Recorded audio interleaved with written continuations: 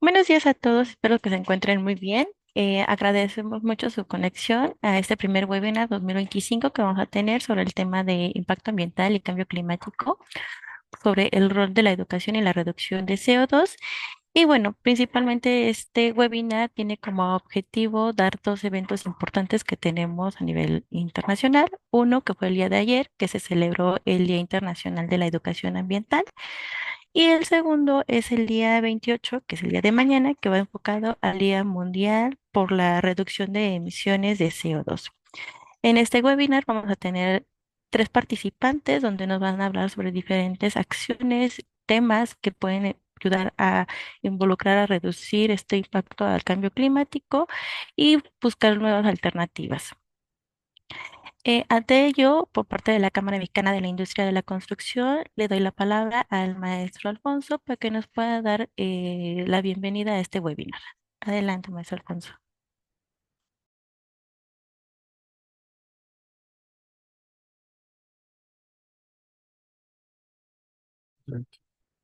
Pues antes que nada, muy buenos días a todos y todas y agradecerles por su eh, tiempo, poderse conectar para ver y escuchar sobre este tema tan importante que es el impacto ambiental y el cambio climático y el rol de la educación y la reducción del CO2.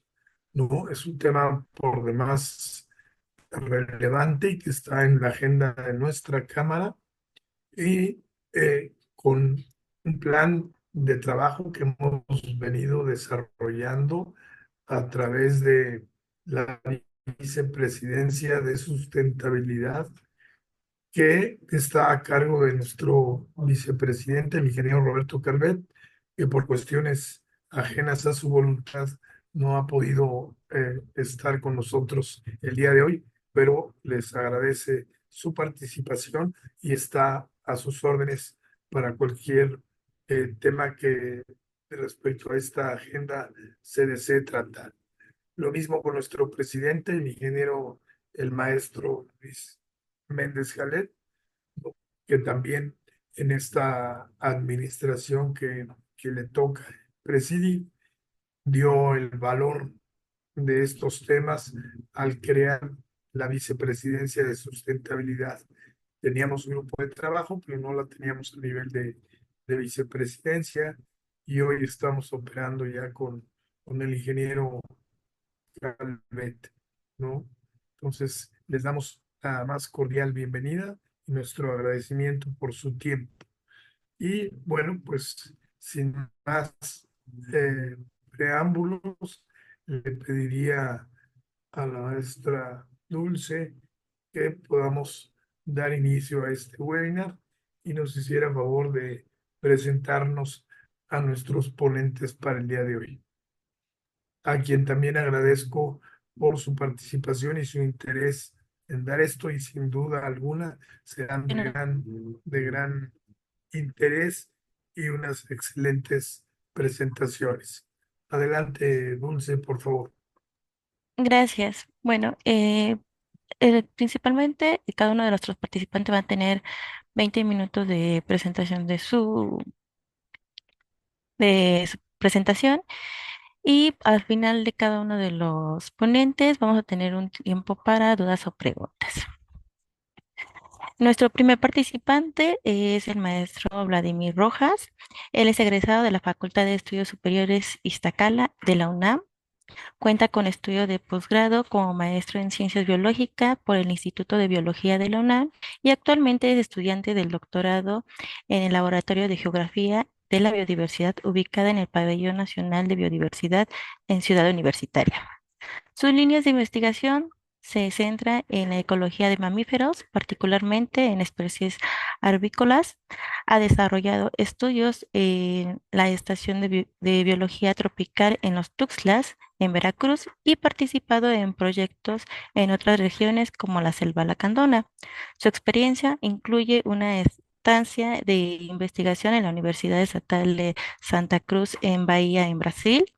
Además, ha contribuido a investigaciones relacionadas con los patrones de abundancia de mariposa en el bosque en el bosque atlántico en Brasil, fortaleciendo principalmente su compromiso en la conservación y el entendimiento en la biodiversidad de ecosistemas tropicales.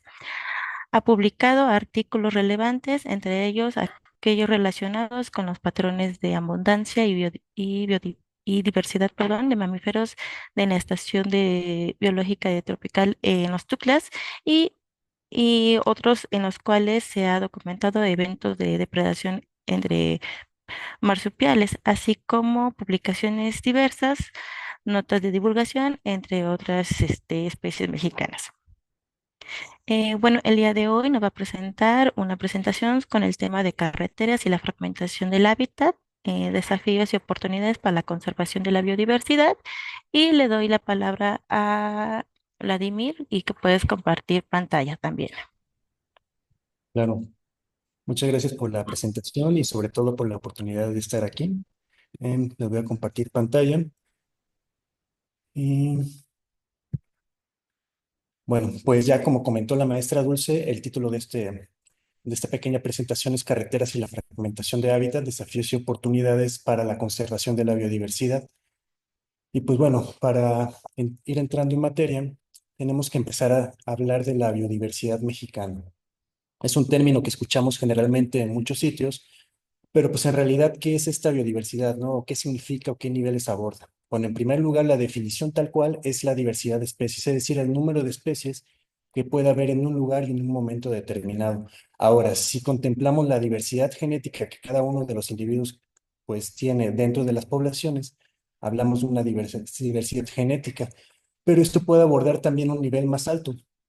¿A qué me refiero? Si integramos esta diversidad biológica con la diversidad, digamos, biótica de los ecosistemas, pues ya hablamos también de una biodiversidad ecosistémica. Como pueden ver, es un nivel o es un fenómeno complejo que aborda diversas dimensiones. Ahora, ¿cuál es la posición de México respecto a la biodiversidad? Pues bueno, en primer lugar, México ocupa el octavo lugar en anfibios, el onceavo lugar en aves con 1.137 especies, en mamíferos el cuarto lugar, al igual que plantas vasculares, y cabe resaltar que en el caso de los reptiles, pues ocupamos el primer lugar global. Ahora, si hacemos una comparación de qué tan biodiverso es México a comparación de otros países, pues la verdad es que México está muy bien posicionado porque ocupamos el sexto lugar a nivel global en todas las especies del mundo. Ahora, si nos pusiéramos un poquito exigentes, podríamos decir que, bueno, un sexto lugar no es demasiado, ¿no? Pero también tenemos que considerar que, por ejemplo, algunos de los países que están en ese listado, pues son países más grandes que México, como Brasil, China, Australia. Entonces, pues en realidad México, pues nos demuestra que a pesar que tiene un territorio más reducido, pues tiene la capacidad de albergar una gran biodiversidad. Ahora, ¿cuáles son los promotores de este fenómeno? Pues principalmente es la ubicación geográfica y la orografía del país. ¿A qué me refiero? Bueno, pues en primer lugar, México está posicionado tanto, o tiene extensiones de mar tanto al este como en el oeste. Está conectado con el Golfo de México, el Golfo de California, el Océano Atlántico y el Mar Caribe. Eso permite que tengamos una gran extensión de playas y también eso permite que muchas especies de diferentes lugares puedan venir a anidar o a existir a nuestro territorio. Asimismo, todas las islas que están asociadas a la parte continental también contienen una biodiversidad muy particular que no se encuentra en otros lugares del mundo. Y como dije también, la orografía o la topografía de nuestro país es un factor muy importante. ¿Por qué? Porque independientemente de todos los paisajes que nos regala y los procesos derivados, por ejemplo, de la actividad volcánica, pues también tenemos otros procesos como la creación de zonas semiáridas, como lo que podemos encontrar por algunos procesos como la sombra orográfica.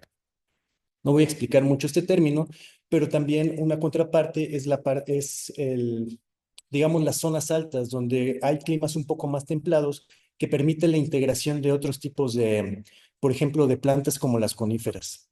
Asimismo, estas cordilleras ayudan a la recolección de agua que alimenta los diferentes cuerpos de agua como ríos y lagos, que también son determinantes para la integración de la biodiversidad y más particularmente de los bosques tropicales. Pero bueno, ¿qué son estos bosques tropicales o cuál es su importancia? Los bosques tropicales en todo el mundo pues contienen los índices más altos de biodiversidad. Aquí en el neotrópico, es decir, en el continente americano, se estima que los bosques tropicales albergan alrededor de 9.700 especies de vertebrados. Y como podemos ver recapitulando el listado, pues 4 de los 7 países están localizados en el continente americano. Ahora, ¿cuál es la ventaja o cuáles son los beneficios que tenemos de los bosques tropicales? Pues bueno, este es un foro dedicado pues a la reducción, ¿no? A hablar de la reducción de los gases de efecto invernadero, particularmente del CO2.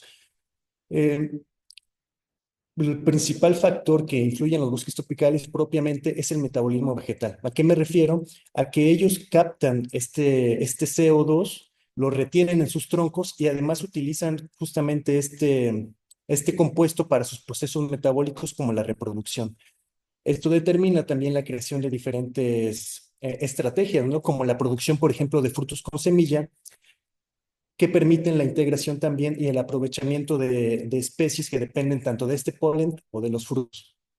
Esto es una interacción biótica, digamos, mutualista, en el sentido de que los dos se ven beneficiados. Mientras los animales obtienen sus nutrientes de estos recursos, pues estos mismos animales dispersan las semillas. Un árbol propiamente no se puede dispersar a otras zonas. Necesita justamente de la interacción con animales que puedan extender el campo de estos bosques y asimismo mantenerlos sanos para que puedan seguir desempeñando sus labores de retención de CO2 y también la regulación térmica. Y bueno, pues la verdad es que una gran biodiversidad conlleva a una gran responsabilidad, como dijo el tío Ben. Y lo que es cierto es que pues el estado de conservación actual de los bosques tropicales y en general de muchos sitios del mundo, pues no se encuentra muy bien. Hay diferentes factores que los están afectando, como cuáles, como la explotación directa de recursos naturales, el propio cambio climático, contaminación, la invasión de especies exóticas invasoras. Pero uno de los más importantes, si no el más importante y que se correlaciona con los demás, pues es el cambio de uso de suelo. ¿Cómo podemos ver esto? ¿Cómo podemos medir un poco el impacto que está teniendo esto sobre los animales? Pues bueno, en el porcentaje de especies amenazadas. Como podemos ver en esta pequeña tabla, los anfibios son una de las especies más amenazadas. Se estima que casi el 50% de estas especies se encuentran en una categoría de riesgo.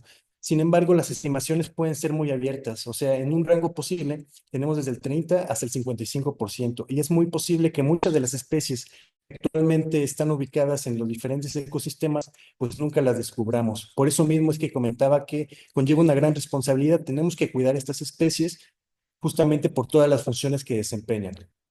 Ahora, hablando particularmente del cambio de uso de suelo, pues este está caracterizado por dos procesos fundamentales. La primera es la pérdida de hábitat, que se define como la remoción de la cobertura vegetal original, lo que da como resultados esta clase de islotes que podemos ver en la primera imagen, que en realidad no son ecosistemas que podamos decir funcionales porque están extensas de diferentes efectos microclimáticos que ocurren en la periferia y eso amenaza, por supuesto, a todas las especies, tanto de plantas como de animales que residen en estos sitios. Sin embargo, esta plática va muy dirigida a la fragmentación del hábitat, la cual está definida como la interrupción de la continuidad en parche de vegetación. Esto puede ser ocasionado efectivamente por carreteras, pero también por la creación, por ejemplo, de oleoductos, acueductos o la colocación de estructuras para transportar electricidad. La manera en la que la fragmentación de hábitat actúa es muy diversa. Por ejemplo, puede darse que un parche de vegetación original sea dividido y se conserve en los dos sitios, por así decirlo, íntegros. No obstante, también se puede dar el caso en que un parche de vegetación quede, digamos, íntegro, pero del otro lado ya esté totalmente devastado, o que éste se sustituya por algún plantío de interés humano, como el caso del aceite de palma que podemos ver en esta última imagen. Ahora, esta plática va más dirigida a la parte de las carreteras, entonces también tenemos que hablar que las carreteras son promotores esenciales para el desarrollo económico y social. Eso porque confieren acceso a diferentes bienes de consumo, pero también nos permiten movilizarnos de manera más eficiente y tanto a, digamos, tipos de negocio como también a sitios de salud y de recreación. Ahora, estas carreteras son tan importantes para el desarrollo que ha tenido la humanidad que algunas datan desde el tiempo de los romanos y, por ejemplo, aquí mismo en la Ciudad de México, algunas de las calzadas más importantes pues datan desde los tiempos prehispánicos. No obstante, hay que considerar que en el escenario actual pues hay algunos efectos negativos sobre la biodiversidad, como por ejemplo, se estima que el 85% de las emisiones de CO2 derivan de combustibles fósiles en parte, pues, producto de esta utilización, ¿no? De los medios de transporte. Asimismo, son catalizadores de desarrollos residenciales y comerciales. Significa eso que como habilitan justamente la movilización, pues puede hacer que lleguemos a colonizar sitios que se encuentran íntegros, haciendo que estos se puedan ver un poco perturbados. Ahora, para hablar más particularmente de las consecuencias de esta fragmentación de hábitat sobre las especies o sobre la biodiversidad en general, tenemos que hablar un poco de la dispersión de estas especies. Como mencioné en un momento, la dispersión de las especies vegetales justamente permite que haya una expansión de los bosques tropicales o otros tipos de bosques, permitiendo la retención de este dióxido de carbono. En el caso de los animales ocurre algo similar, ya que tienden a dispersarse para buscar diferentes tipos de recursos. Esto se puede dar a gran escala, como por ejemplo lo hacen las mariposas monarca que visitan 3 países diferentes, o también se puede dar a nivel local, justamente para perpetuar esta clase de interacciones bióticas. Digamos que la capacidad de dispersión de las especies depende propiamente de sus rasgos. Puede haber algunas voladoras que posiblemente, si hay una interrupción de algunos parches, no se vean tan perjudicadas por este proceso. No obstante, para otras, como las especies terrestres, pues esto puede ser un poco más complicado y lo cual se puede ir haciendo todavía más difícil conforme, por ejemplo, algunos rasgos como la talla de los ejemplares o también las características como puede ser la fauna arborícola que difícilmente desciende a nivel de piso y tiene que pues buscar otros medios para dispersarse. ¿Cuáles son las consecuencias? Pues bueno, algunos de los riesgos indirectos es que esto puede promover el aislamiento de poblaciones y disminuir la diversidad genética, que esto tiene consecuencias a largo plazo para la estabilidad de estas poblaciones. Asimismo, los riesgos directos pues son las alteraciones del comportamiento de los animales y el aumento de las tasas de mortalidad, a lo cual hablaré un poquito más adelante.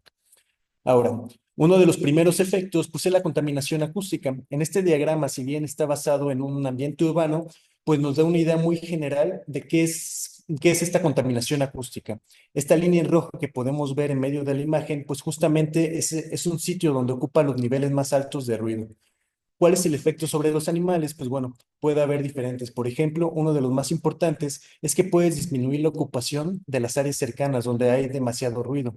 Y esto, como comenté anteriormente, la ausencia de estos animales tan importantes, pues hace que los bosques tropicales o en general los bosques de vegetación, pues no se mantengan de la misma, digamos, con la misma calidad. Otro de los factores que también es muy importante, pues es el atropellamiento de fauna. De hecho, se estima que las colisiones vehículo-animal, pues son la segunda mayor causa de muerte de animales a nivel global, solo por detrás de la cacería directa. Se estima que actualmente hay alrededor de 3.5 millones de kilómetros de carreteras en el mundo y para 2050 se espera un incremento donde se adicionarían alrededor de 3 y 4.5 millones. Esto pues justamente acentúa la problemática. Y bueno, retomando esta idea de la dispersión, sí, de la vulnerabilidad diferencial de las especies, pues bueno, me gustaría mostrarles este video. Se trata de un oso hormiguero, el cual, como podemos ver, utiliza su cola justamente para sujetarse a los árboles. Ese es un rasgo muy particular que tienen las especies arborícolas y nos indica justamente de la clase de hábitos que ellos tienen. ¿Cómo se expresa esto? ¿Qué tiene que ver con el tema que estábamos abordando? Que propiamente este tipo de fauna arborícola es de las más vulnerables ante los procesos de atropellamientos. De hecho, ocupa los primeros lugares entre las especies más afectadas. Sin embargo, algunas otras especies, como por ejemplo los felinos, que podríamos pensar que son más, digamos, más ágiles o que podrían evadir los automóviles, pues en realidad no es como ocurre. Ahora, ¿qué herramientas de mitigación hay entre estos procesos? Pues bueno, en primer lugar, una medida de bajo costo es la colocación sistemática de señalamientos de cruce de fauna. Un estudio que encontré que fue muy interesante, justamente hizo una evaluación de las diferentes señales de tráfico, obteniendo diferentes variables como las coordenadas geográficas, el color, el tamaño del señalamiento y también el tipo, por ejemplo, si desplegaban algún tipo de fauna silvestre o algún tipo de fauna doméstica. Y esto es lo que relacionaron con datos de colisiones de vehículo animal. ¿Qué fue lo que encontraron? Bueno, pues en primer lugar pudieron mapear dónde se daba más este tipo de colisiones. Asimismo, hicieron un mapeo de dónde se ubicaban cada uno de los señalamientos. En la figura de la izquierda, los señalamientos que indican fauna silvestre y en la parte derecha, los que indican fauna doméstica. Y finalmente también conjuntaron toda la información que había respecto a las colisiones. ¿Cuáles fueron las conclusiones que encontraron? Pues bueno, Ellos detectaron que solo 2% de estas colisiones ocurrieron cerca de zonas de reconocimiento de señalamientos. ¿Qué quiere decir esto? Que efectivamente esta técnica puede ayudar justamente a mitigar estos efectos de la fragmentación. Sin embargo, también detectaron que cuando se utilizaban demasiados de estos señalamientos, pues podía hacer que los conductores se acostumbraran y los ignoraran, por lo cual entre algunas de las recomendaciones que ellos comentan, pues es la colocación de señalamientos por temporadas o variarlo de diferentes zonas justamente para que los conductores los encuentren como estímulos nuevos y no los ignoren. Otra de las herramientas, pues, son los cruces de fauna. Por ejemplo, puede haber cruces sobre la superficie tal cual de las carreteras. Los señalamientos justamente son uno de los tipos de estrategias de mitigación en estos cruces. Y también encontré este ejemplo donde se colocan una clase de reflectores justamente que cuando pasa un automóvil lo refleja hacia la periferia y hace que los animales pues se asusten y no pasen. También puede haber cruces por encima de las carreteras, como los puentes verdes, que es la imagen que tengo arriba a la izquierda, o también por debajo de las carreteras, como este tipo de carreteras elevadas, alcantarillas extendidas o las adaptaciones para cruces de anfibios, que son muy similares a estas alcantarillas, pero adaptadas a especies pequeñas. Ahora, estos últimos han resultado muy efectivos. Este video lo tomamos en la estación de biología de los Tuxtlas y justamente nos muestra cómo un tlacuache utiliza este tipo de túneles justamente para atravesar carreteras de manera eficaz. También ya ha habido estudios que justamente cuantifican cuál es el éxito de cada uno de estas estrategias y como podemos ver en esta gráfica, las carreteras elevadas o las alcantarillas extendidas tienen una mayor efectividad. Sin embargo, las carreteras también, como los puentes verdes, pueden permitir el paso de fauna, tal vez de manera un poco menos eficiente, pero igualmente funciona como una buena herramienta de mitigación. Ahora, algo importante es que al desempeñar esta clase de proyectos se tienen que hacer diversos tipos de estudios previos. Por ejemplo, analizar cuáles son los rasgos de la comunidad de animales en cada sitio. Por ejemplo, si ya detectamos que la fauna que más se ha visto alterada son organismos arborícolas, se puede llegar a utilizar este tipo de cruces de fauna, pero por arriba de las carreteras, ¿no? Para conectar justamente el dosel. Si detectamos que hay una mayor proporción también de especies que cruzan por la superficie tal cual de la carretera, pues bueno, podemos utilizar los puentes verdes que comenté. Asimismo, un paso muy importante es caracterizar cuál es el paisaje. Un problema que a veces existe con los plantíos es que hay especies invasoras que ocupan estos espacios. Si llegamos a desempeñar un proyecto en el cual conectemos estos dos sitios, es muy probable que en lugar de beneficiar estemos perjudicando a la fauna nativa. ¿Por qué? Muchas veces la fauna exótica llega a desplazar a este tipo de fauna. Entonces, como pueden ver, es un problema o más bien son unos proyectos que requieren una planeación muy integral que involucra justamente monitoreos faunísticos, la selección de especies arbóreas pues adecuadas, ¿no? Porque si estamos ingresando a una especie que es exótica, muy probablemente la característica de la vegetación tal cual pues no va a ser igual de eficiente para captar este CO2 y pues por supuesto también la realización de las manifestaciones de impacto ambiental.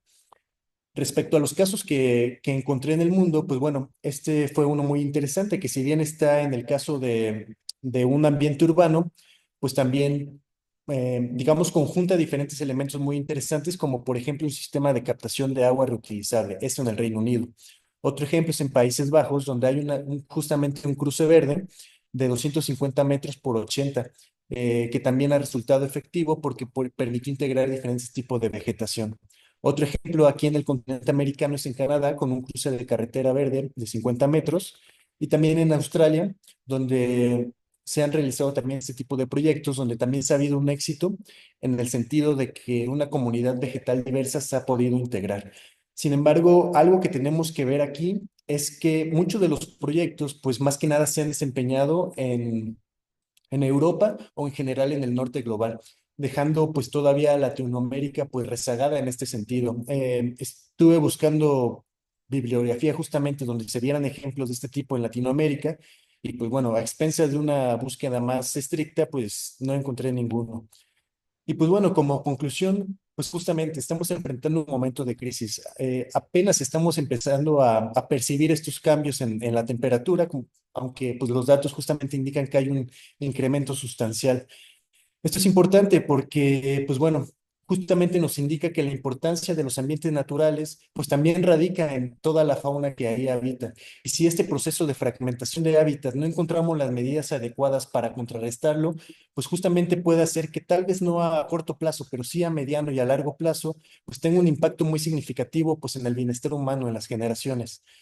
Así, sí, en las generaciones subsecuentes. Y así como comentamos que México ocupa los primeros lugares en biodiversidad, pues bueno, esto también representa una gran oportunidad, no únicamente para seguir siendo un país megadiverso, conservando adecuadamente la fauna, sino también para ser un país en Latinoamérica pionero en el desarrollo de esta clase pues, de proyectos que pues justamente ya hay referencias que nos permiten ver que son efectivos, pero justamente falta ponernos en marcha pues para seguir conservando la biodiversidad y en un futuro, pues para seguir mitigando el cambio climático. Pues bueno, finalmente agradezco nuevamente la invitación por estar aquí y le agradezco a ustedes por su atención. Muchas gracias, maestro Vladimir, por esta gran presentación que acabas de dar. Este, ¿Me podrías permitir compartir pantalla, por favor? Sí, claro. Gracias.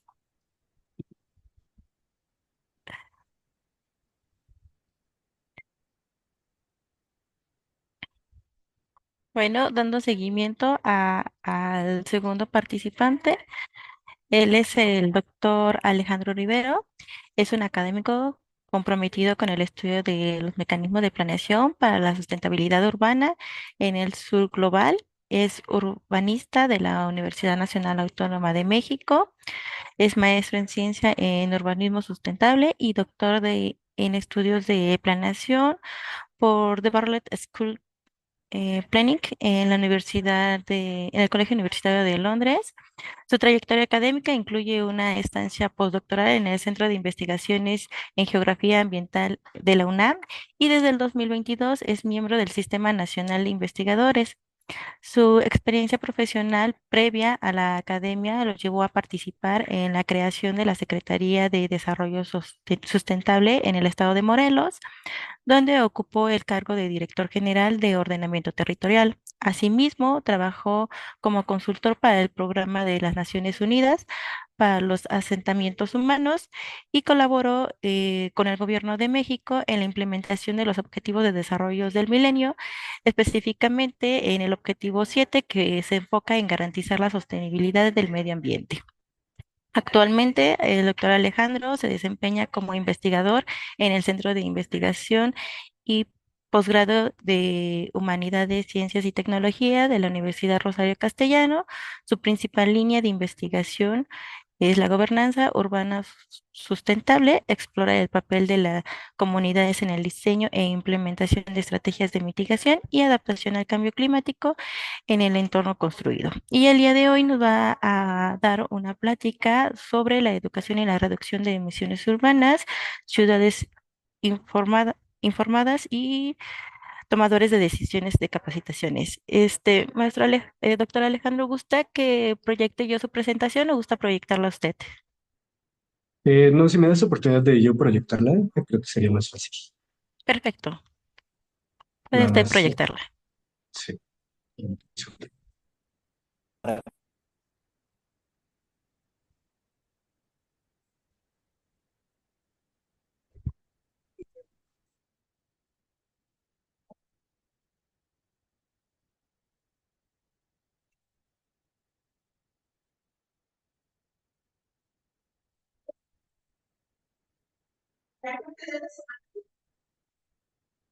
Mm,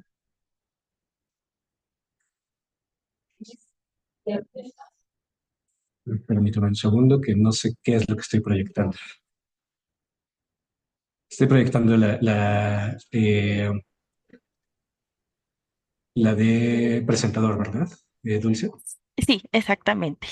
Déjame averiguar cómo se cambia aquí.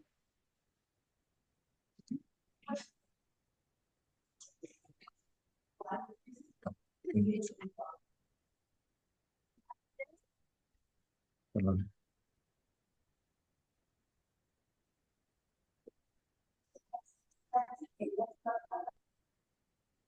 Pero voy a intentar de nuevo.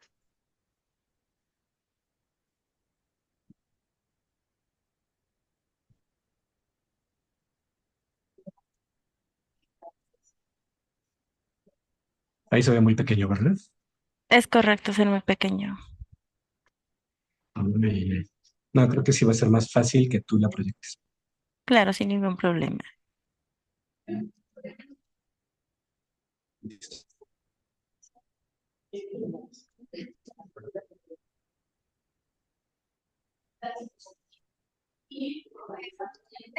Perfecto. Adelante. Ya, ya está. Bueno, en principio quisiera disculparme por haber entrado tarde a la presentación. Yo tenía anotado en mi calendario que era hasta el 29, pero pues, evidentemente fue un error. Entonces, una disculpa al ponente que me precedió por pues, la falta de respeto de no estar a tiempo para la presentación, para escuchar su presentación.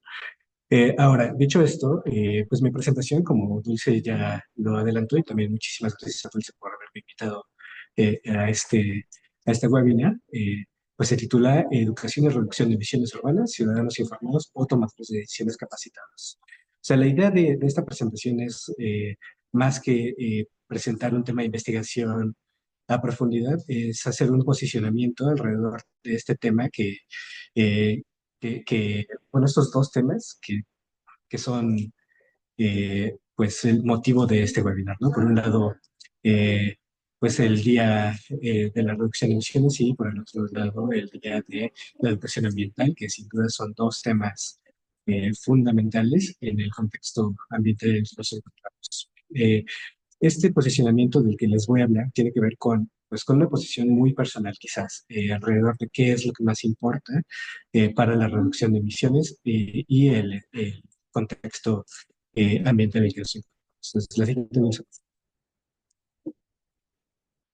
pues bueno, como ustedes saben, pues tenemos pues una crisis ambiental desatada pues a partir de la industrialización del planeta que ha acumulado una cantidad sin precedentes enorme de partículas en la atmósfera que han derivado en el cambio climático actual pues según las últimas estimaciones, pues sugiere que hemos rebasado ya los límites que nos habíamos puesto a partir pues de todas las convenciones internacionales especializadas en el tema eh, eh, pues de emisiones planetarias y pues el año pasado se rebasó el límite de los 1,5 grados centígrados, que había sido el límite máximo de tener pues condiciones de habitabilidad en el planeta y que no desatara pues una cascada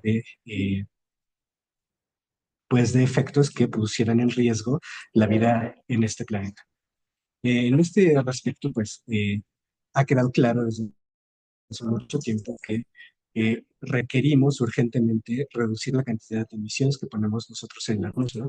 Y pues me voy a dedicar esta presentación a hablar específicamente de un poco de lo que sé, que son las ciudades. O sea, las ciudades, pues sabemos que a pesar de que representan una porción muy pequeña de la cantidad de la superficie del planeta, o sea, menos del 2% de la superficie del planeta son ciudades. Sin embargo, se estima que en ellas se consume alrededor del 75% de los materiales que se utilizan en el planeta y alrededor del 80% de la energía que se utiliza para las actividades humanas. Entonces, si bien pues, las ciudades representan una porción muy pequeña de la superficie del planeta, sí son fundamentales a la hora de establecer políticas climáticas. La que sigue, por favor, Dulce. Entonces, pues algo que ha estado presente en la retórica durante mucho tiempo es que una cosa que es fundamental para nosotros alcanzar reducción de emisiones es educar correctamente a los ciudadanos para que los ciudadanos tomemos mejores decisiones, ¿no? Esto se basa en la teoría de que pues, lo que necesitamos es hacer un cambio en el comportamiento de los ciudadanos y que este cambio en el comportamiento de los ciudadanos puede significar grandes reducciones pues, en la cantidad de emisiones que nosotros aportamos a la atmósfera desde el punto de vista individual. O sea, se enfoca fundamentalmente en las emisiones directas, por ejemplo, lo que nosotros hacemos directamente, como por ejemplo usar el automóvil para desplazarnos de un lugar a otro, pues se considera que son emisiones directas a partir de las actividades que nosotros realizamos a la atmósfera. En su contraparte, las emisiones indirectas son, por ejemplo, aquellas emisiones que resultan, bueno, que no están directamente relacionadas con lo que nosotros estamos haciendo en este instante, sino, por ejemplo, la cantidad de emisiones que están embebidas en los productos que nosotros utilizamos. Por ejemplo, cuando nosotros producimos industrialmente cualquier cosa, ese artefacto que ha sido producido en algún otro lugar, pues en su proceso de elaboración también, eh, pues, implicó que se liberaran emisiones a la atmósfera. Normalmente cuando nosotros, los ciudadanos, este, tomamos decisiones, o sea, nuestras decisiones directas, como por ejemplo en este caso clásico en términos urbanos, que es el de la movilidad, pues no estamos considerando las emisiones indirectas.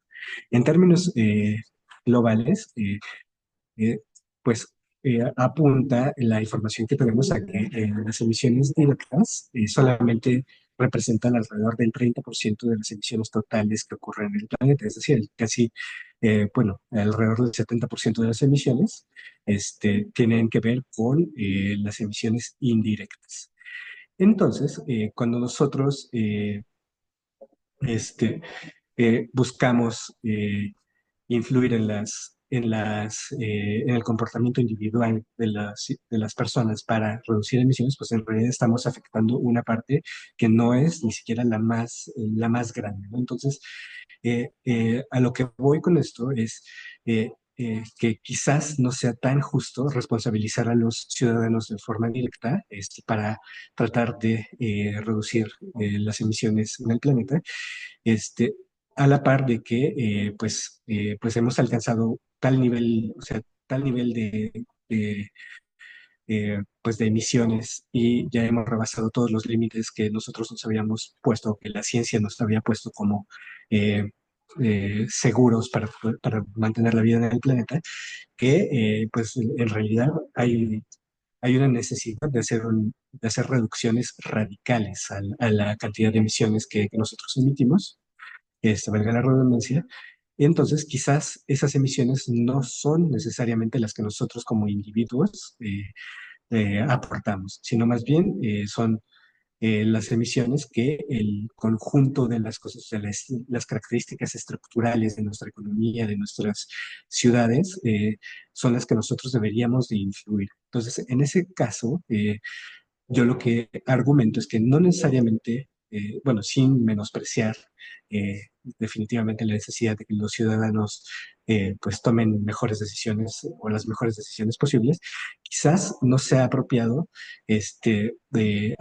darles toda la responsabilidad a los ciudadanos, sino más bien que tenemos que responsabilizar a aquellos tomadores de decisiones que son quienes sí pueden influir en las características estructurales de nuestras ciudades que permitan este, pues hacer eh, reducciones más radicales. Por ejemplo, en el caso de la bicicleta, o sea, en el contexto de este Día Mundial por la Reducción de Emisiones, o sea, una campaña que está actualmente por parte de del gobierno de la Ciudad de México, pues se enfoca pues, en la movilidad, ¿no? En responsabilizar a los ciudadanos por optar por medios de transporte sustentables, como es, por ejemplo, el de la bicicleta, sin considerar que quizás no todos los ciudadanos tenemos la capacidad estructural de optar por estos medios de transporte en condiciones de seguridad y factibilidad.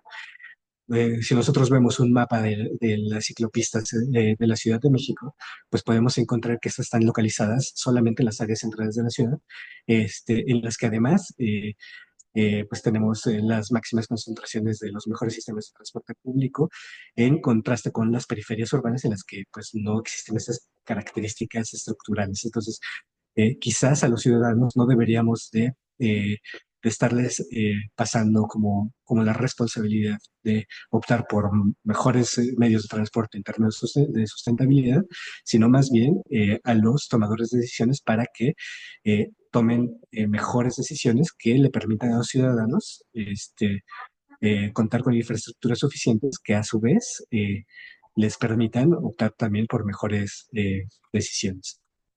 La que sigue, Dulce, por favor.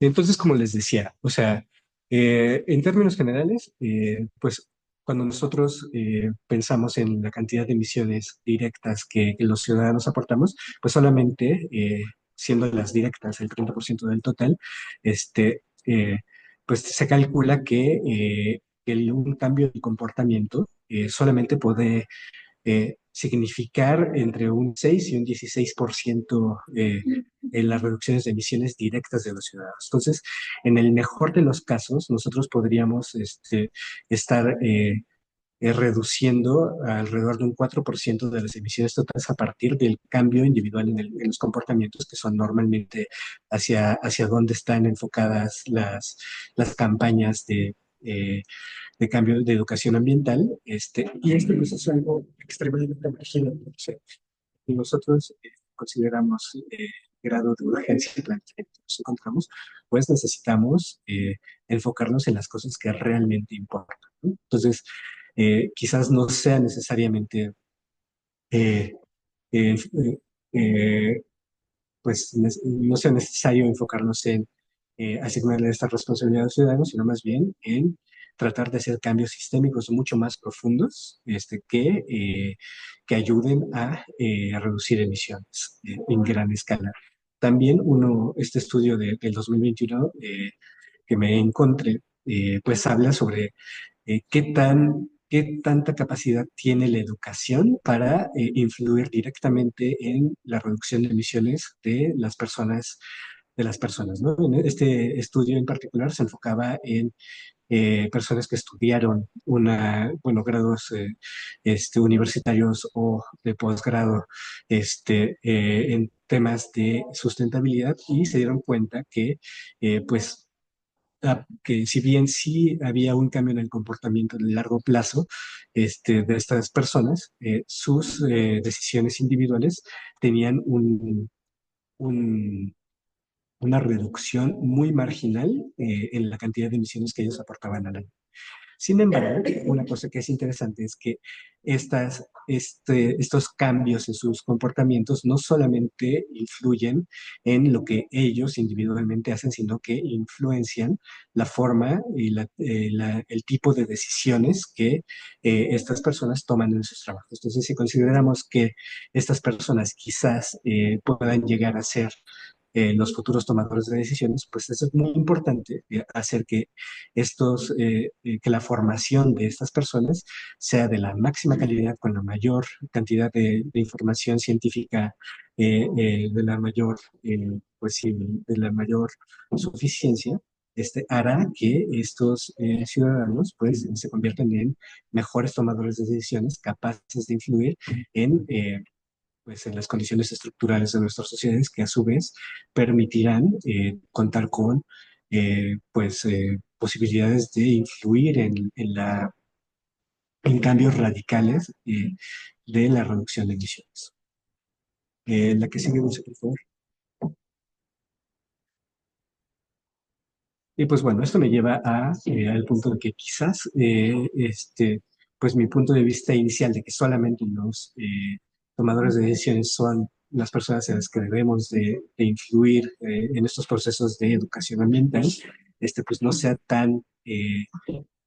pues tan veraz, ¿no? Tan atinado como punto de vista. Quizás estas pequeñas campañas de información, si están bien sustentadas y si tienen un respaldo científico adecuado, puedan hacer que los ciudadanos también nos convirtamos como en una masa crítica capaz de influir en la toma de decisiones pues de nuestros políticos, ¿no? Entonces, quizás la comunicación pública, como la que les mostraba antes, de Muévete en Bici en la Ciudad de México, a pesar de que en la Ciudad de México no contamos con las mejores condiciones estructurales para tomar estas decisiones sustentables, pues nos lleven como ciudadanos a tomar conciencia de estas carencias que tenemos y pugnar por que se construyan mejores y mayores redes de ciclopistas en las ciudades que permitan ayudarnos a reducir emisiones. O sea, Me centro muchísimo en esta parte de la movilidad porque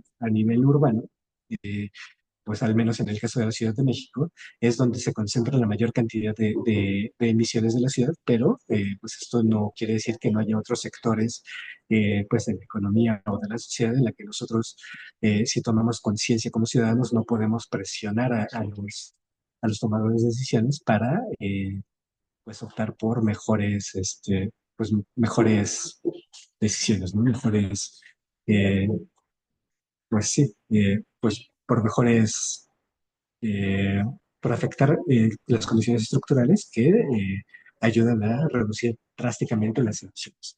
Esta fotografía me encanta porque pues, es una fotografía de Holanda, de Ámsterdam, en los años 70, en la que los ciudadanos adquirieron conciencia no necesariamente del medio ambiente alrededor del transporte, sino de la falta de seguridad que existía en las calles para que los ciudadanos optaran por utilizar bicicletas en lugar de automóviles. Y hicieron grandes protestas públicas que llevaron a los gobiernos holandeses a pues implementar las mayores redes de transporte ciclista del planeta al tiempo, bueno, al grado que pues actualmente pues nosotros cuando pensamos en los Países Bajos, pues pensamos en una sociedad que se mueve fundamentalmente en bicicleta, ¿no? Entonces, creo eh,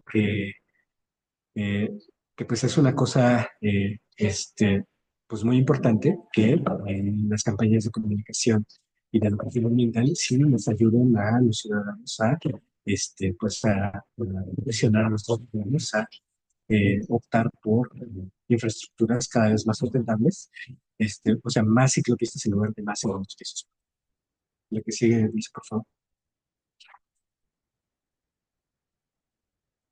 Este es también uno de los estudios de los que les hablaba, este, que reporta que cuando los ciudadanos o los estudiantes de grados universitarios avanzados pues adquieren conocimientos sobre sustentabilidad, pues su impacto va más allá de sus vidas diarias, sino que también influencia sus carreras, ¿no? Entonces, pues la idea es que las ciencias, o sea, la educación a partir pues, de conocimientos científicos avanzados, o sea, yo sigo pensando que quizás la educación ambiental no solamente se debería centrar en campañas publicitarias mediáticas, sino que debería de influir transversalmente a toda la educación superior y de posgrado para hacer que pues todos los profesionistas que eventualmente se convertirán en tomadores de decisiones, pues estén lo más capacitados posibles alrededor de temas de sustentabilidad.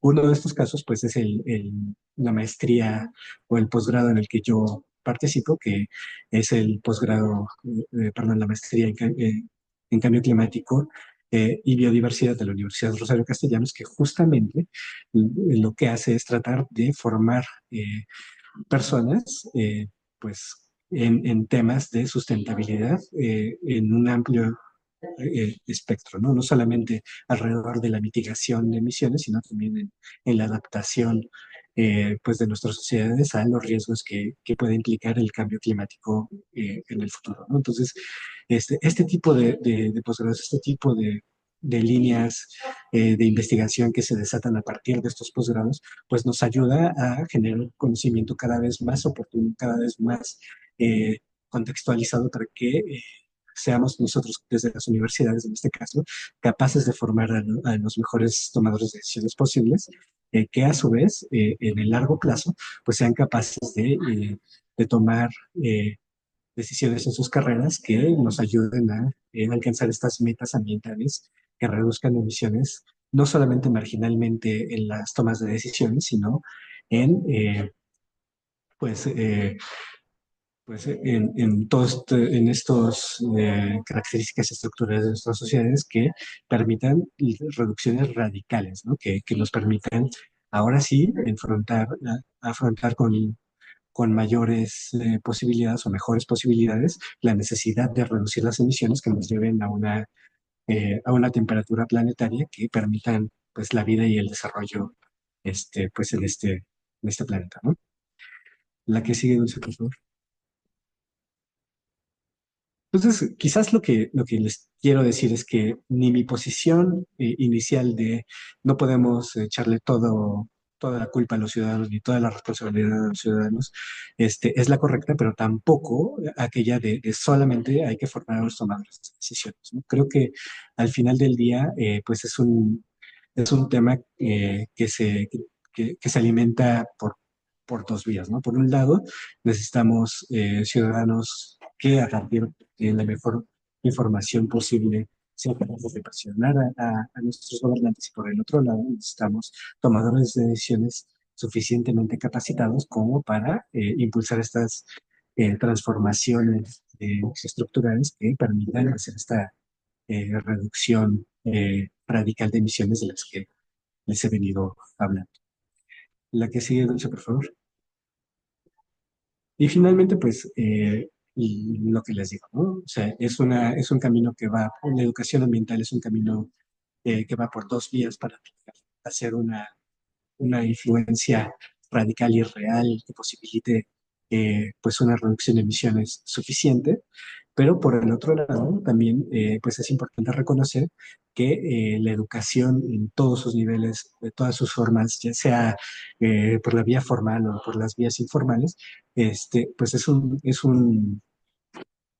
una liga que nos conecta con pues llevar a los puestos de tomas de decisiones a las personas más adecuadas y para también como nosotros como ciudadanos pues presionar a estas personas para que cada vez pues puedan eh, pues tener un impacto más robusto pues en esta necesidad urgente que tenemos de reducir radicalmente las emisiones a la atmósfera, eh, que pues bueno, urge reducir, ¿no? Y pues ya la última diapositiva, Dulce, por favor. Bueno, pues ya con esto me despido. Les dejo mi correo electrónico si quieren abundar en este u otros temas y pues con gusto podemos tener una ronda de preguntas y respuestas al final, si es que hay tiempo para esto. Muchas gracias. Muchas gracias, doctor Alejandro, por esta presentación de gran relevancia. Y bueno, en cuestiones de tiempo vamos a dar pie al tercer participante. Él es el maestro Vladimir Pliego, es biólogo egresado de la Escuela Nacional de Ciencias Biológicas del Instituto Politécnico Nacional. Es maestro en ciencias con especialidad en medio ambiente y desarrollo por el IPN y cuenta con especialidades en temas ambientales en la UNAM, en el INTAM, en el Centro de Estudios Jurídicos y Ambiental y en la Guardia Civil Española. Ha sido, perdón, ha sido servidor público en instituciones del sector ambiental como la Profepa, Conavio y CONAM. Dentro de sus actividades profesionales se encuentra la coordinación de proyectos ambientales relacionados con el cumplimiento de la ley, las áreas naturales protegidas, impactos ambiental, conservación de la biodiversidad y educación ambiental. En 2019 fue propuesto por la entonces jefa de gobierno, hoy actualmente presidenta de México, en la terna para ocupar la titulación de la Procuraduría Ambiental del Ordenamiento Territorial de la Ciudad de México y actualmente también es profesor investigador de la Universidad Autónoma de la Ciudad de México, dentro de las cuales es fundador e integrante de la Academia de Ciencias Ambientales. El día de hoy nos va a presentar el maestro Vladimir el tema del marco legal ambiental para la reducción de emisiones de CO2. Maestra Vladimir tiene la apertura. Adelante. Muchísimas gracias, maestra Dulce Vázquez, por esta presentación. Maestro Alfonso Carrillo, por supuesto, muchas gracias por convocar a este webinar. El ingeniero Roberto Calvet, el agradecimiento también, vicepresidente ejecutivo de sustentabilidad de la Cámara Mexicana de la Industria de la Construcción. El esquema, como ya se ha señalado en las ponencias anteriores y como lo explicó la maestra Dulce, tiene que ver con el Día Internacional de la Educación Ambiental, que se celebró el día de ayer, el Día Mundial de la Reducción de Emisiones de CO2, que será el día de mañana, y yo agregaría, por efectos de lo que voy a comentar en la presentación, el cumplimiento del día de mañana de los 2 años de publicación de la Ley de Economía Circular para la Ciudad de México, que mañana cumple 2 años de haber sido publicada en la Gaceta Oficial en la Ciudad de México. Efectivamente, voy a hablar del marco legal ambiental para la reducción. La maestra Dulce me hará favor de ir proyectando. Empezamos, por favor, con la siguiente. Voy a dividir la presentación en consideraciones generales. Algunas de ellas ya se han hecho por quienes presentaron anteriormente. Otra será el marco legal propiamente, legal ambiental, que como veremos es sumamente complejo, amplio. Hablaremos de algunos instrumentos específicos de la política ambiental y finalmente haremos algunas reflexiones. La siguiente, por favor. La problemática ambiental es una problemática compleja. Esto significa que hay una serie de factores que inciden en su generación y esta serie de factores están interrelacionados entre ellos de manera muy estrecha a veces y generan nuevas condiciones, nuevos factores. La idea está muy clara con los ejemplos que ya nos han platicado los colegas que participaron anteriormente. Si tenemos el tema de la biodiversidad, pero hay una carretera que no cumple con determinadas características y el fraccionamiento del hábitat o la pérdida de la biodiversidad impiden que haya captura de carbono, por ejemplo, pues es un tema que, aunque en la parte de la construcción se ayude con mejores materiales, pues va a influir negativamente y va a contrarrestar las ventajas que puedan hacerse en otro punto. ¿A qué vamos con esto? Debemos tener muy claro que hay que avanzar hacia la integralidad y hacia procesos de visión, de complejidad en la construcción de proyectos, en la construcción de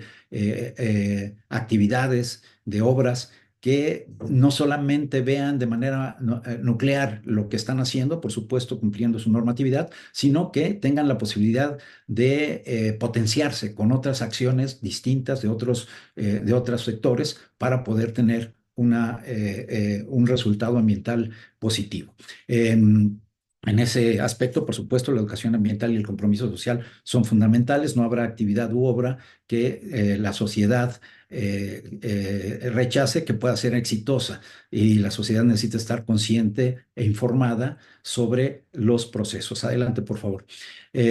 Hay rápidamente, esto sabemos todos cómo ha incrementado. De hecho, esta imagen es complementaria a otras que ya presentaron anteriormente sobre el aumento de temperatura, el incremento de los gases efecto invernadero, pero especialmente del dióxido de carbono, de 1959 a 2023 se ha incrementado de 315 partes por millón a 421, pero solamente en el último año, de enero del 2024 a hace unos días, el 22 de enero del 25, incrementó de 422 a 426. Y si nos vamos a cuáles eran las partes por millón antes de la revolución industrial, estamos hablando de 280. Es decir, la tendencia y con ello la tendencia en el incremento de dióxido de carbono en la atmósfera y con ello el incremento de temperatura tiene eso que se señala ahí en la gráfica y por eso la urgencia de atenderlo. Adelante, por favor.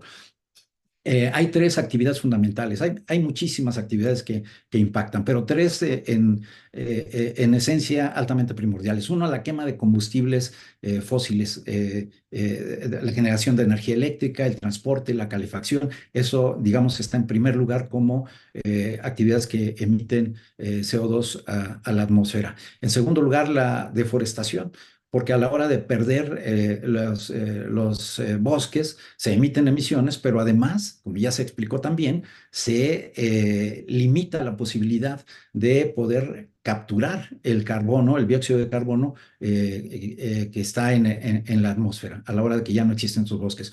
Un poco aquí resalto que no solamente la deforestación es un problema muy grave, ahí vienen algunos datos y ustedes pueden encontrar muchísimos más, pero en general la salud de los ecosistemas naturales es fundamental para contrarrestar los impactos negativos de las emisiones de gases de efecto invernadero, especialmente del CO2. Hay otras actividades, por supuesto, actividades industriales, la producción de cemento, sin duda, de acero, de productos químicos, la agricultura, la ganadería y la industria de la moda, entre otras. Pasamos a la siguiente, por favor. Eh, Subrayo algunos elementos nada más de este contexto general que debemos dar. La infraestructura responsable de la infraestructura en términos generales es responsable del 79% de las emisiones globales de dióxido de carbono, de gases de efecto invernadero. El sector inmobiliario representa entre el 37 y el 40%, 37% lo maneja para el año 22 el NUMA, publicado en el 24. En la página incluso de la Cámara está ya el 40% actualizado, pero son emisiones importantes globales del sector inmobiliario de emisiones de gases de efecto invernadero. La industria es responsable de cerca del 21% de estas emisiones, pero especialmente la producción de 4 materiales, el cemento, el acero, el plástico y el aluminio, representan el 60% de ese 21% de que es responsable la industria. Finalmente cierro ya el contexto general que 50% de los recursos naturales del mundo y 40% de la energía consumida se utilizan en edificios y construcción. Pasamos a la siguiente, por favor. Entramos al tema. En realidad, bueno, están viendo ahí ustedes una imagen de lo que sería el marco legal ambiental federal para México, con la Ley General del Equilibrio Ecológico y Protección al Ambiente, la LEGEPA, como rector del sistema jurídico ambiental.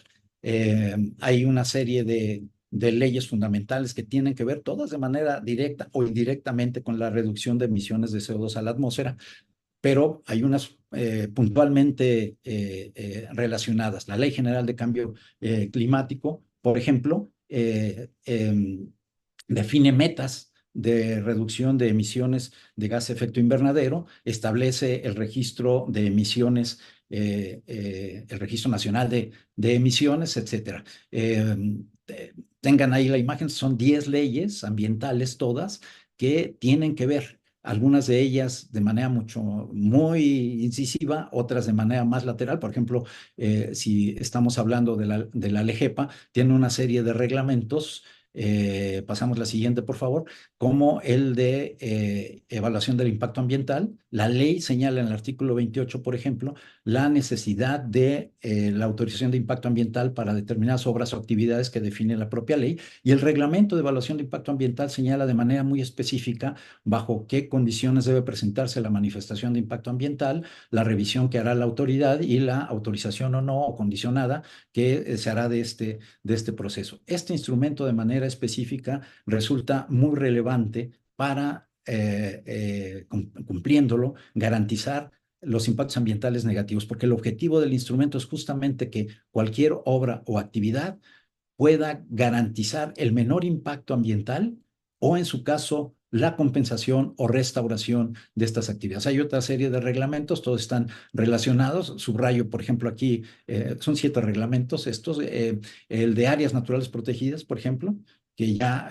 complementando lo que se ha dicho anteriormente, especialmente en la primera presentación, pues las áreas naturales protegidas resultan un elemento sustancial complementario para reducir los gases de efecto invernadero atmosféricos, pues no solamente los bosques, por ejemplo, arrecifes de coral, manglares, bueno, en fin, ecosistemas naturales sanos nos permiten absorber CO2 atmosférico.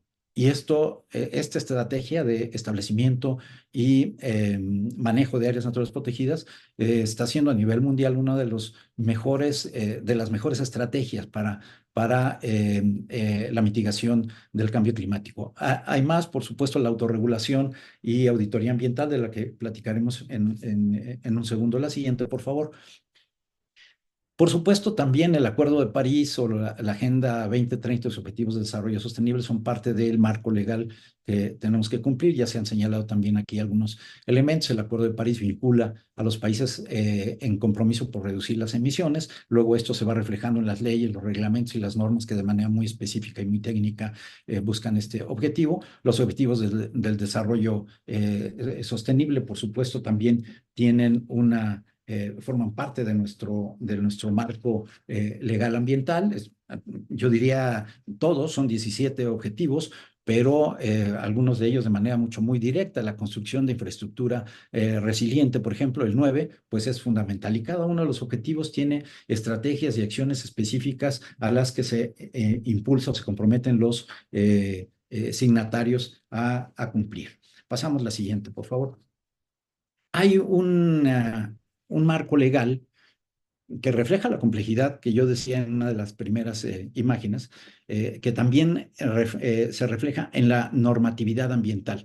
Hay una normatividad a nivel federal y luego de manera complementaria, en función de las atribuciones que puedan tener, hay una normatividad para cada entidad federativa. Entonces, estamos viendo ahí algunos elementos de la normatividad en la Ciudad de México, que rescato el tema de la Ciudad de México porque para el tema que nos ocupa, la Ciudad de México es la entidad con el mayor número de residuos de la construcción y la demolición y el efecto de emisiones de gases efecto invernadero, incluyendo CO2, por supuesto que es muy alto. Entonces, pueden ver ahí que también hay una ley de mitigación y adaptación al cambio climático y desarrollo sustentable, que es complementaria en función de las atribuciones que tiene la federación y las atribuciones que puede tener esta entidad federativa y que permite establecer también para sus atribuciones límites, condicionantes específicas. Y así pueden ver una serie de leyes. Incluí en este esquema, a diferencia del que les presenté primero, que es federal,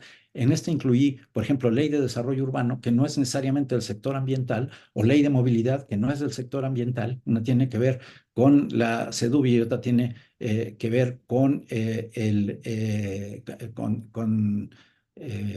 movilidad, con el desarrollo el desarrollo urbano, pero que son complementarias, son transversales, como decíamos. Su cumplimiento, aunque no están en el sector ambiental, es necesario para un exitoso resultado del cumplimiento ambiental que sí está plasmado en las leyes específicamente del sector.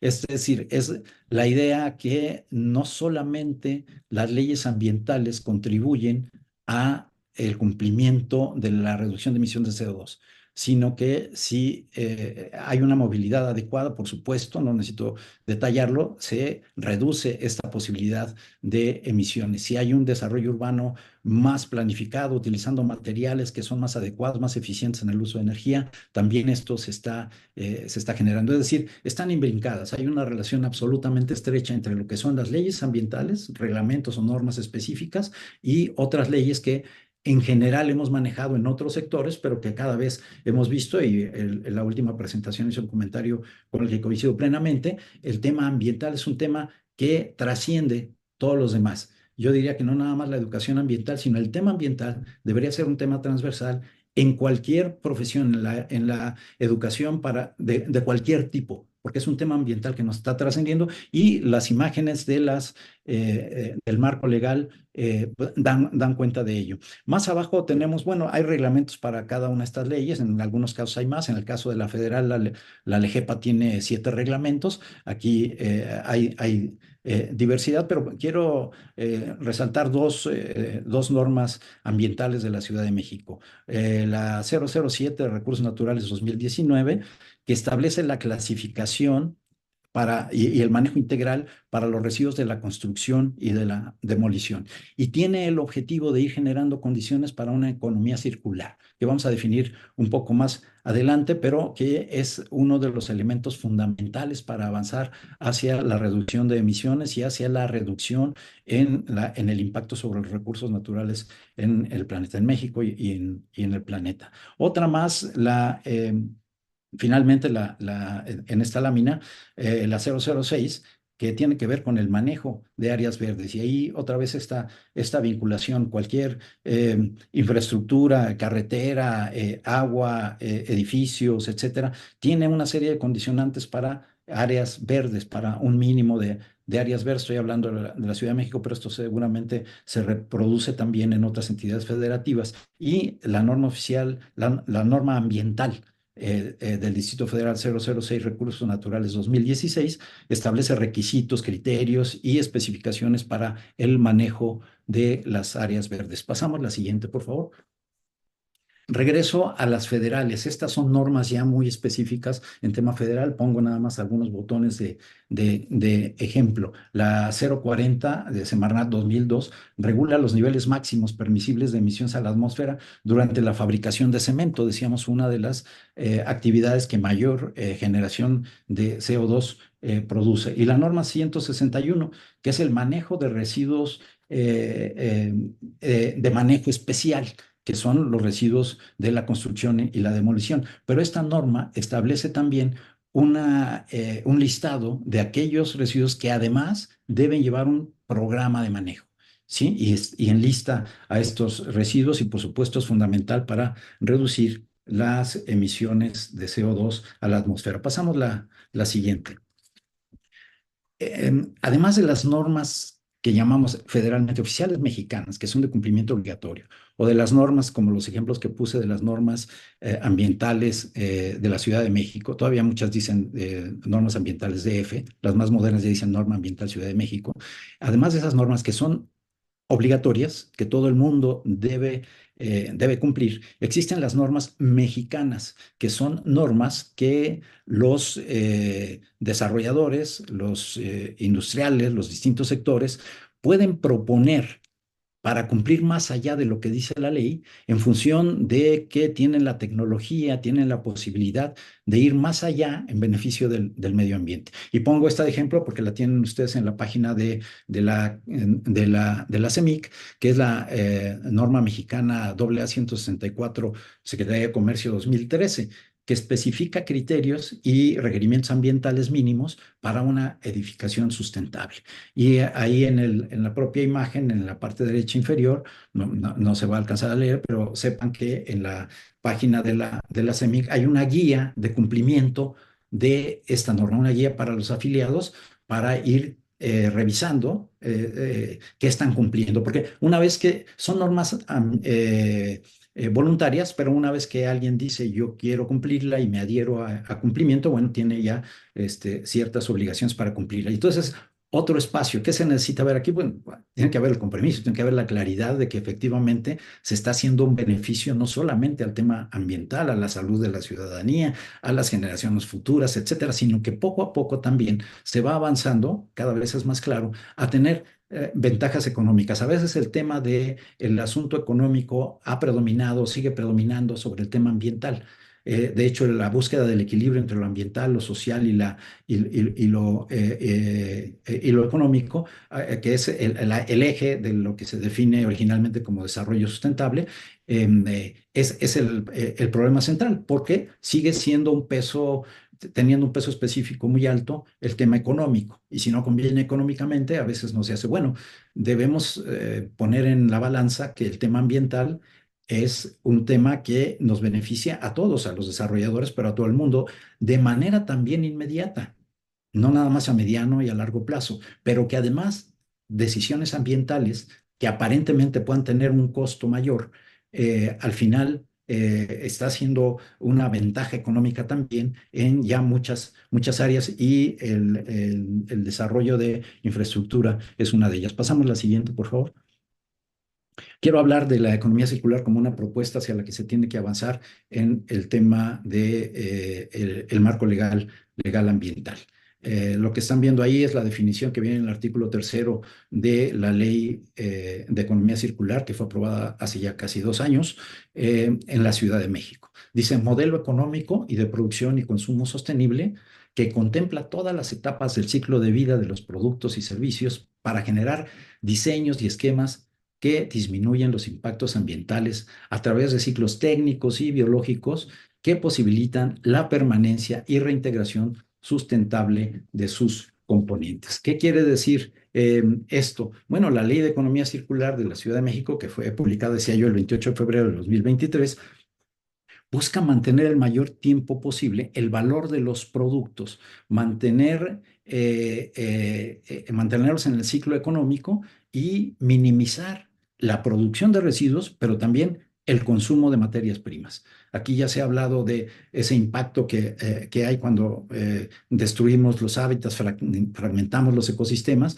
Bueno, es insostenible ya que sigamos haciendo un impacto sobre los recursos naturales del planeta, de México, de la Ciudad de México y de todas nuestras entidades federativas, con nuevos recursos, con extraer nuevos recursos para generar un nuevo ciclo productivo. ¿Qué se plantea en la visión general una economía circular? Pasamos la siguiente, por favor. Bueno, pues se plantea la posibilidad, y para ello la industria de la construcción y la demolición tienen muchas posibilidades, de que los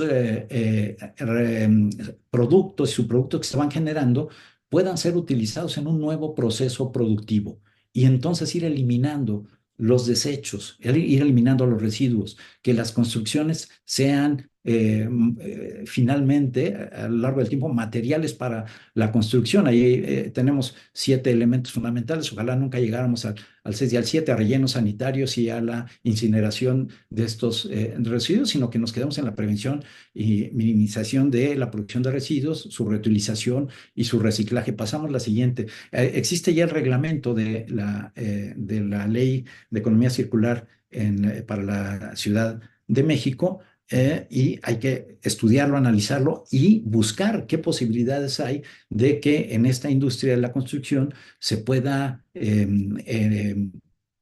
ajustar con el diseño, con la mejor planificación, el uso de materiales, esta reducción. En uno de los ejemplos que tenemos para la economía circular está justamente para la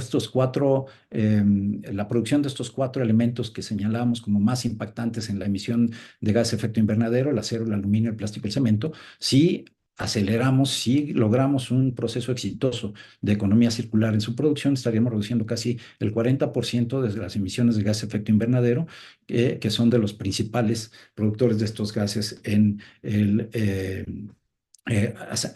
planeta.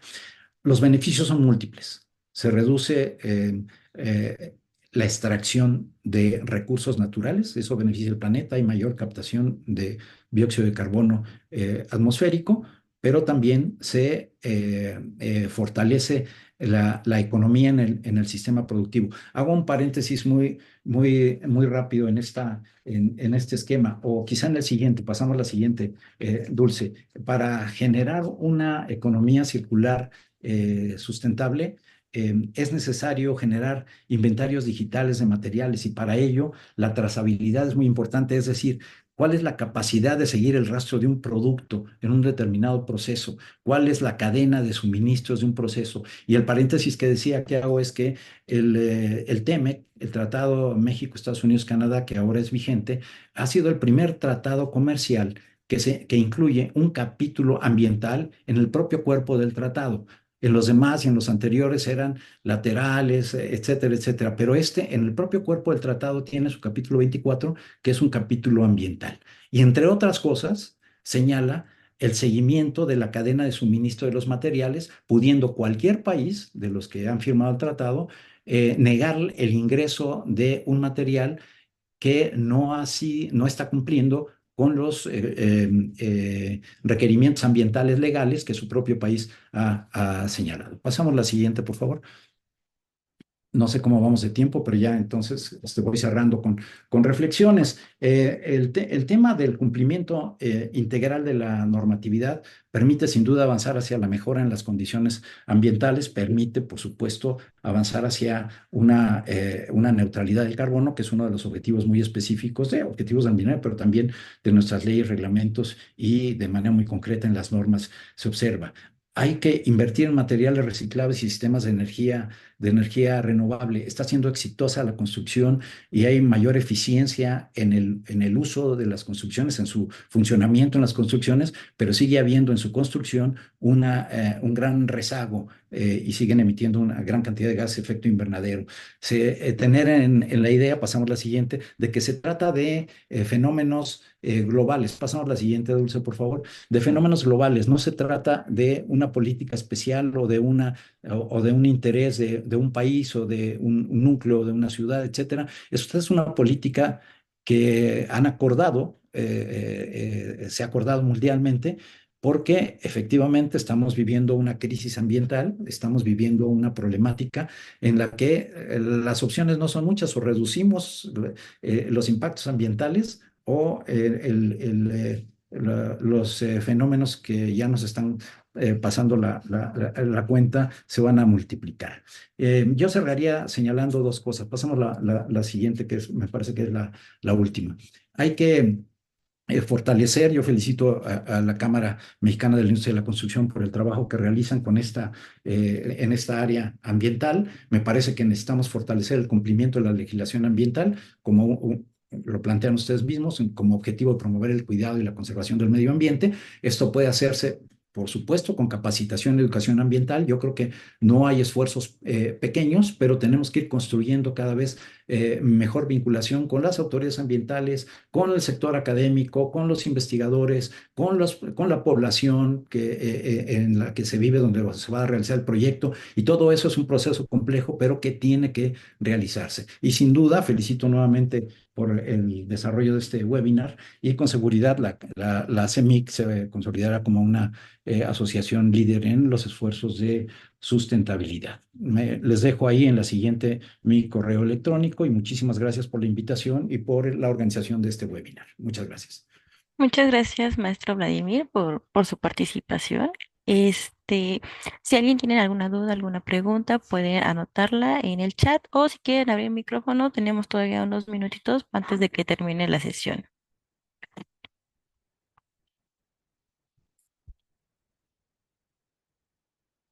En este caso, esperando un poco si no hay ninguna pregunta o duda, también quisiéramos plantearle a nuestros participantes que estén integrando sus conclusiones finales enfocado a que ustedes qué piensan si realmente México estamos trabajando para poder nosotros cumplir de acuerdo al acuerdo de París que tenemos, de París, perdón, y esencialmente qué es lo que le falta al país para seguir concientizando a la gente a reducir esas emisiones y a ir aplicando el tema de educación ambiental.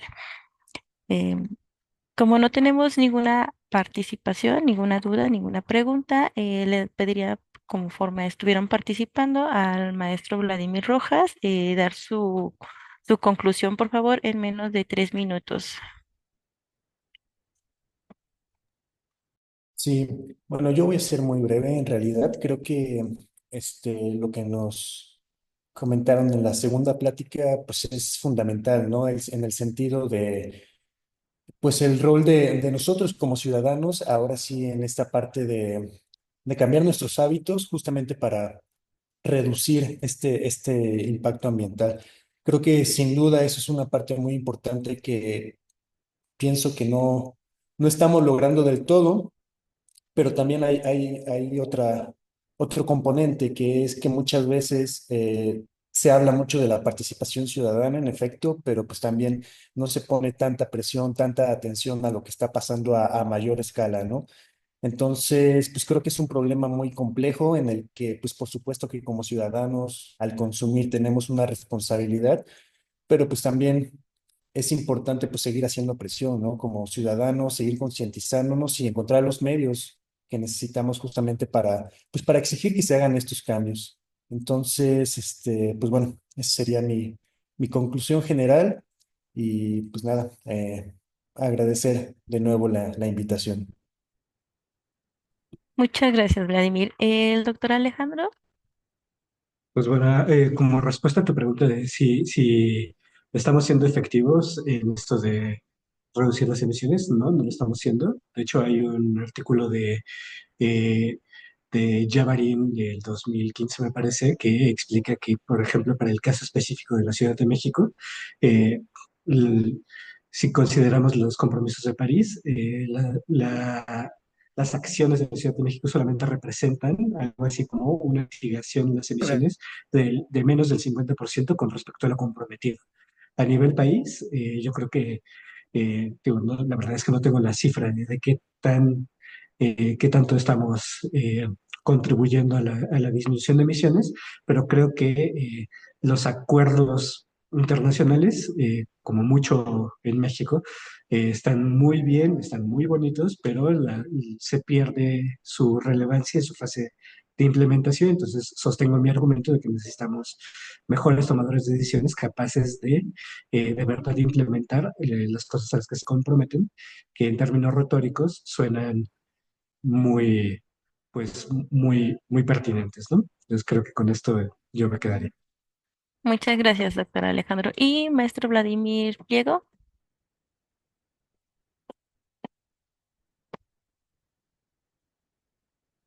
lo tiene en silencio su micrófono. Perdón. Gracias, maestra Dulce. Siempre va a ser necesario, y más ante una emergencia ambiental como la que se vive, mayores esfuerzos. Yo creo que no se puede decir sí o no si está cumpliendo. Yo creo que hay áreas extraordinarias donde se cumple. Yo diría la de la establecimiento y manejo de áreas naturales protegidas es una buena área, muy buena área donde se está cumpliendo, y eso absorbe una gran cantidad de gases efecto invernadero, especialmente CO2, y eso no necesariamente está monitoreado. Tenemos que avanzar en eso, tenemos que avanzar en la trazabilidad. De hecho, la propia Cámara tiene pendiente con la SEDEMA localmente generar esta trazabilidad para identificar qué y hacia dónde puede ir. Pero yo no descalificaría los esfuerzos que están haciendo. De hecho, una evaluación de la que fui partícipe hace unos meses sobre el desempeño ambiental del gobierno de la Ciudad de México, efectivamente se decía, oigan, aumentaron, oigan, hubo eso. Y cuando los propios especialistas dijeron, a ver, se hizo esto, esto, esto y esto, el señalamiento fue, es lo correcto, es lo correcto, es lo correcto.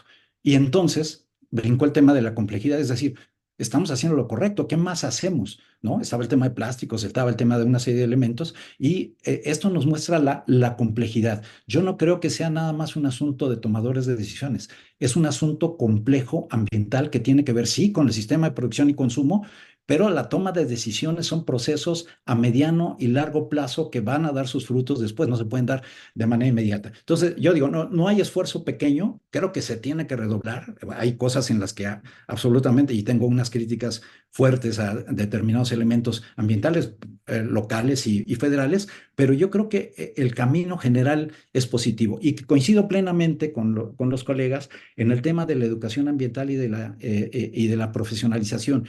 Y yo preguntaría, por ejemplo, a la Cámara, se dedican a la producción.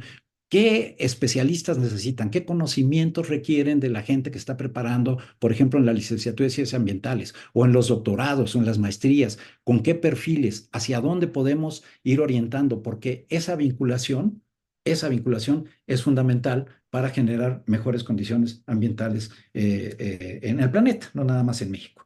Y les agradezco nuevamente la invitación y quedo a las órdenes.